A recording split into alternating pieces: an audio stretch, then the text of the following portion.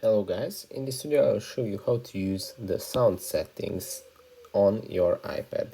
So first of all go to settings, then go to sounds, and here is the reduce loud sounds.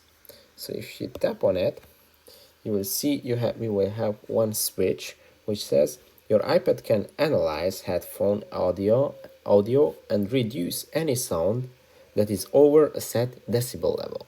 So if you turn on this switch, you can set a decibel amount to reduce loud noises.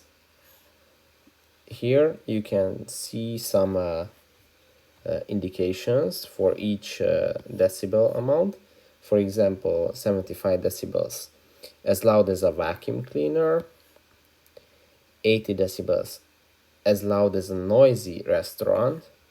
85 decibels is as loud as a heavy city traffic. 90 decibels is as loud as a motorcycle.